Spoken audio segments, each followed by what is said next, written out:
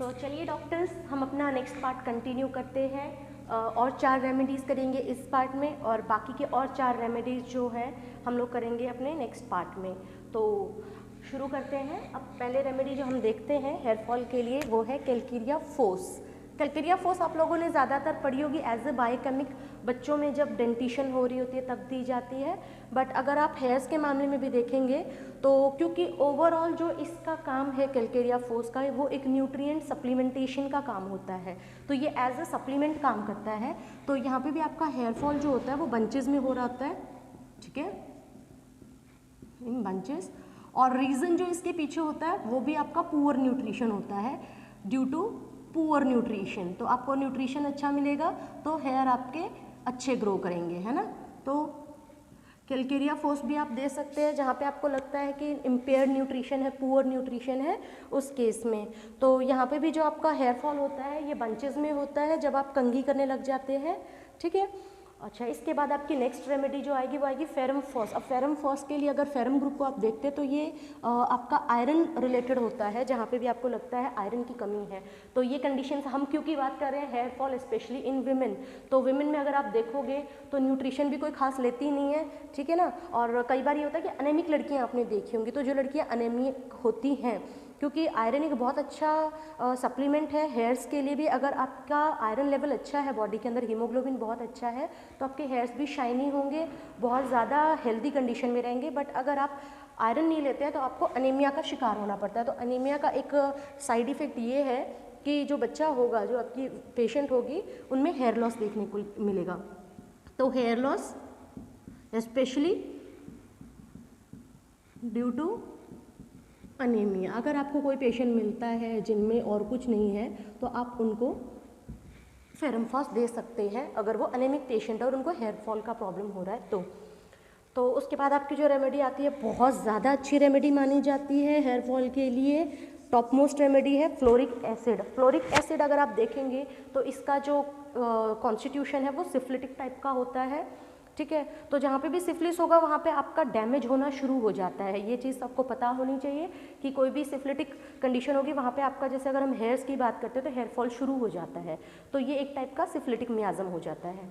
तो fluoric acid जो होती है ये, जैसे आप कीमोथेरेपी ले रहे हैं, कैंसर का ट्रीटमेंट लिया है आपने, तो जब पेशेंट के हेयर फॉल होंगे ना, उस केस में फ्लोरिक एसिड बहुत अच्छी रेमेडी है। तो hair fall specially after chemotherapy, है ना, जो लोग कीमोथेरेपी लेते हैं ना, उन लोगों के हेयर फॉल होना शुरू हो जाता है, तो उन लोगों में ये रेमेडी बहुत अच्छी काम करेगी।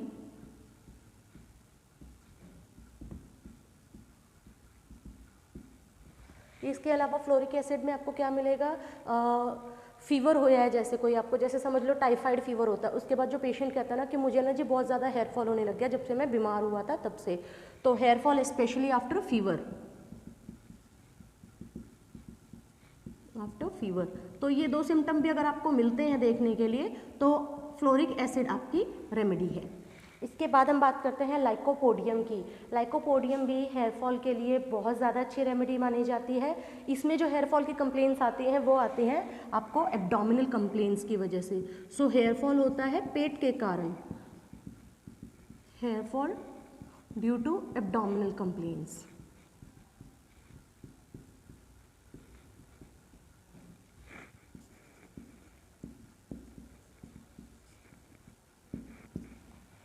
ठीक है। और जैसे आप पार्चुरेशन के बाद, डिलीवरी के बाद, ठीक है, आपको सर में ऐसे लगेगा जैसे बहुत ज़्यादा बर्निंग हो रही है, स्काल्डिंग हो रही है, इचिंग हो रही है, तो आफ्टर पार्चुरेशन भी लाइकोपोडियम बहुत अच्छा काम करती है जब हेयर फॉल हो रहा होता है, ठीक है। तो पार्चुरेशन के बाद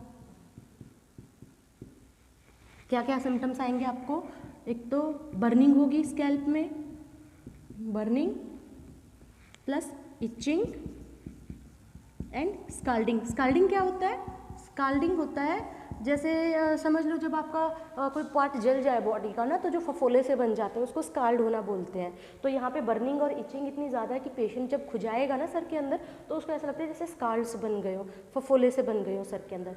तो ये फीमेल्स में देखने को मिलता है, ठीक है, ऑन स्कैल्प। तो ये 3 सिम्टम ज़रूर देखने देखिएगा अगर आप पेशेंट को लाइकोपोडियम देखते हैं और उनके एब्डोमिनल कंप्लेंट्स हैं कि उनको पार्चुरेशन के बाद वो कहते हैं कि जिस सर में बहुत ज़्यादा खुजली इतनी ज़्यादा होती है जैसे बर्निंग हो रही है, और वो खुजली कर करके ऐसा लगता है जैसे सर में है ना फफूले बन गए हैं, तो आपकी रेमेडी जाएगी लाइकोपोडियम।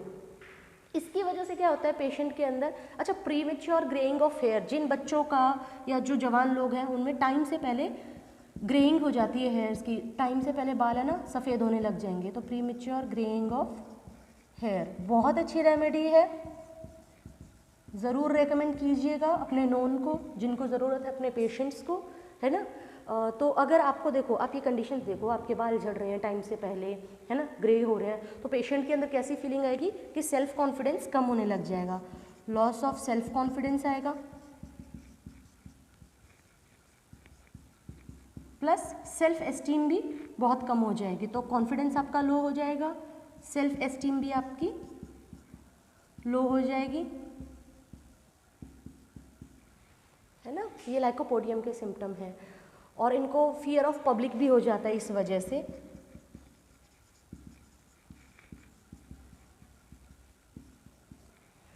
तो इनकी जो क्रेविंग होती है, जो डिज़ायर होती है, वो स्वीट की बहुत ज़्यादा होती है, मीठा बहुत ज़्यादा खाना पसंद करेंगे, उसकी वजह से इनको एब्डोमिनल कंप्लेंट्स आएंगी, उसकी वजह से इनको हेयर फॉल होगा, हेयर फॉल टाइम से पहले होगा, ठीक है, ग्रेइंग होगी बालों की, ठीक है, डिलीवरी के बाद पार्चुरेशन के बाद इनको बहुत ज़्यादा दिक्कत आती है हेड के अंदर, ठीक है, जिसकी वजह से ओवरऑल इनका कॉन्फिडेंस लूज़ होता है, सेल्फ एस्टीम लूज़ होती है, पब्लिक में जाने से ये लोग बचते हैं।